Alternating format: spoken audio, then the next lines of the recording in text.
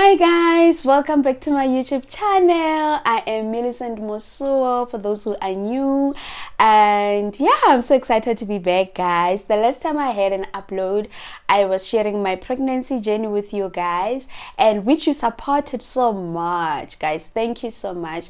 Thank you for watching, the likes, the comments. I've made new friends there by my DMs from this pregnancy journey. A lot of moms who were reaching out to me, telling me that they enjoy the content. Guys, you have no idea. I'm so encouraged to do this. So yeah, it looks like you guys are enjoying more of family content, which is what I'm going to be sharing. Today I came up here just to kind of close the pregnancy series and also to inform you guys like that Ruva is here and let you guys see her and greet her.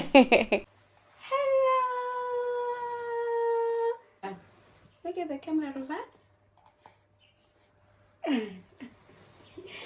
Anyway, she's just gonna be with Daddy so that I can wrap up the video. You know how it goes, guys. If you're a mom, it gets overwhelming, it gets hectic.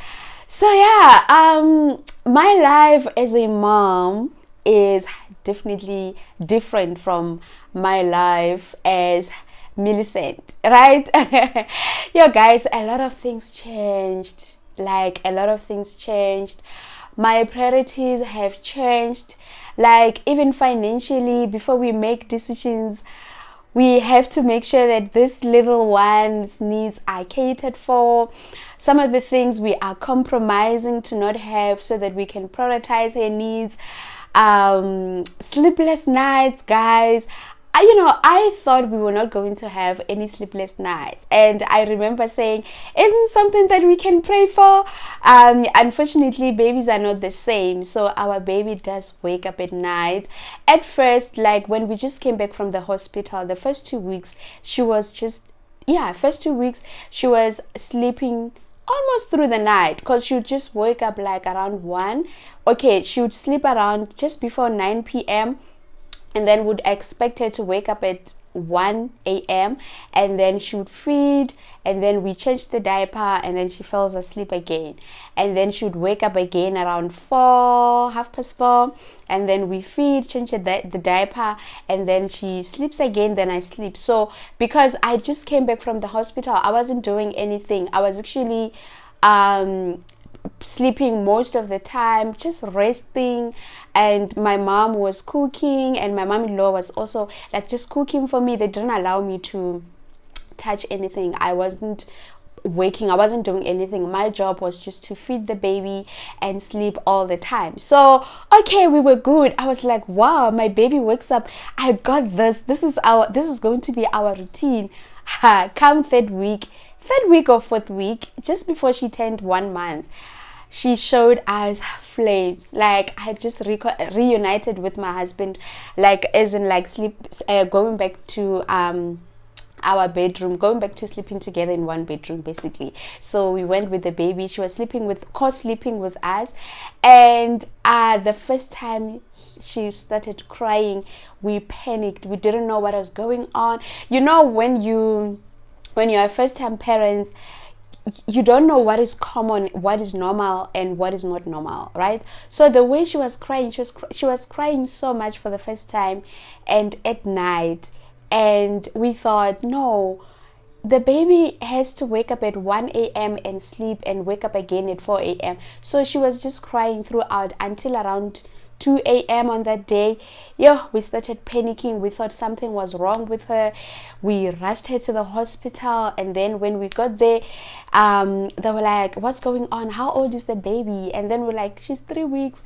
Okay, they wanted to rush her. What's going on? We don't know. We feel like the stomach is swollen a little bit, and that time, a lot of things are still developing. It could have been anything, and then we saw the specialist, the pediatrician, but not our pediatrician, the pediatrician that was on call that night, and he checks the baby. It's like, the baby's fine, everything is perfect.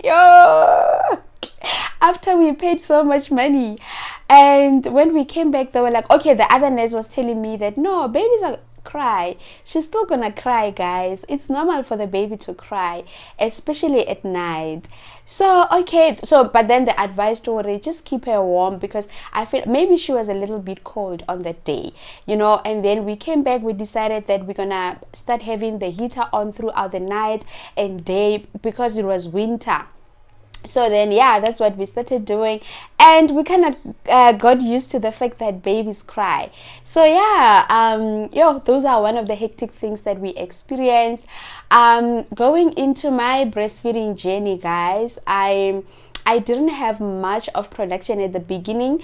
I wasn't sure if the baby was getting full or not, but when I tried to pump the first time, because there was a time my mom was like, try to pump so that I can wake up at 1 for you, and then maybe you can try to sleep through the night, right?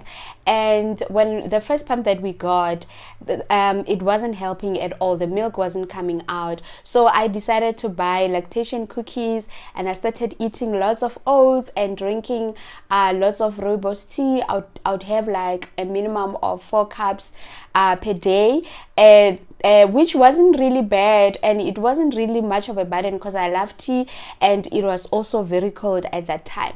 So that helped me to have a lot of milk, because I started leaking. But unfortunately, even when I was leaking, when I tried to pump, milk wasn't coming out, and I felt like that was affecting me a little bit because I was getting frustrated, guys. And then when we went to buy the Tommy TP pump, milk started coming out, and I realized that no, maybe the problem was the pump and not the milk. So I would highly recommend Tommy TP breast pump. And actually, even when we went to Baby City, we explained our frustration, and the person who was helping us was like, no, Tommy TP is the best seller. I'm not sure if it's gonna work for you guys. If it doesn't work, you can always return it. But fortunately, when I got home, it started working. So at this point, I am pumping and storing the milk. Also, daddy gets to feed the baby and they bond, and I also get to rest, right? So when it comes to sleepless nights, we do experience them, but lately, because now she's about to turn 3 months, she can soothe herself to sleep.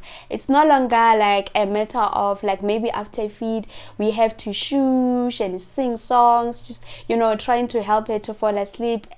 It hasn't been happening. I've been actually monitoring, especially this week. She's been feeding, and then I put her down, I burp her, I put her down, and then she soothed herself to sleep. Even last night she did the same thing. So yeah, Ruva is such a beautiful baby. She is so peaceful. Other than that, she is very intelligent, guys. Even when we put her in her cot bed, and maybe she's uncomfortable or something, she won't cry the first time. She's gonna try to help herself. There was a time we tried to do tummy time, like we put her like on her tummy, right? And then she fell asleep, and then when she woke up, she didn't like cry immediately. She tried to turn her head, and only when she gets stuck, that's when she will cry and call for help, which I think is a good personality. I love it, because in life no one is gonna save you, baby. You have to try save yourself. I love that about her. She looks like she's going to be a very independent and very intelligent baby. She's only 2 months old, but she doesn't look 2 months. She does not behave like a 2 months old. Everyone who come to our house thinks Ruva is 6 months old. My mom always say she looks like she's 6 months. My sister, my cousin sister, was like, yo, what's thinking? She looks so old.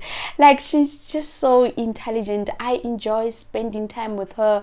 I enjoy like praying with her in the morning, singing with her in the evening. We praying with her, just teaching her all these things. And I think she's now getting used to them, because the minute I play music, she start she knows that now it's time for us to sing and pray. So yeah, that's it, guys. And now I'm back at work, and I'm going to try to establish a routine, but we want to let her guide us. Like I say, she's now soothing herself to sleep, so I just need to keep record of how many times does she needs to feed at night, and then I'll be able to determine. But my plan is that she must be in bed by latest 8:30 p.m. So this week, that's what we're gonna do. I'll come back here and give you guys an update with the proper night and day routine, because at this point we don't really have it.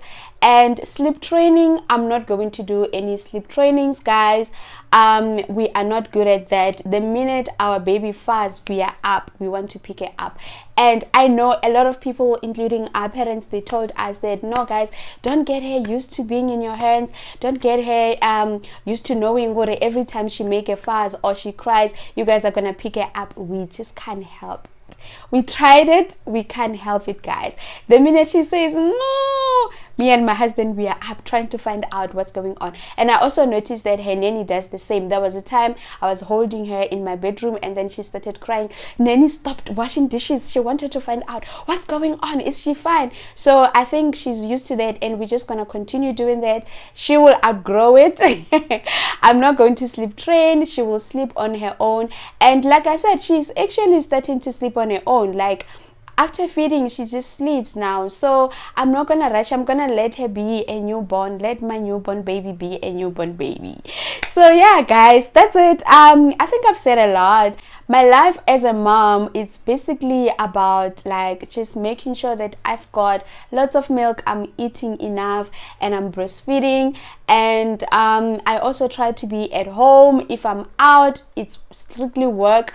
I still consider myself as motsweji, guys, until my baby turns 6 months. So yeah, thank you so much for watching this video. I hope you loved it, hope you enjoyed it, and I hope you look forward to more and more content with Ruva and more of family content, guys. Thank you so much. If you liked this video and you enjoyed it, don't forget to give it a thumbs up, share with your friends, subscribe, comment below. Let me know if you are happy to meet Ruva. Thank you, guys. Cheers.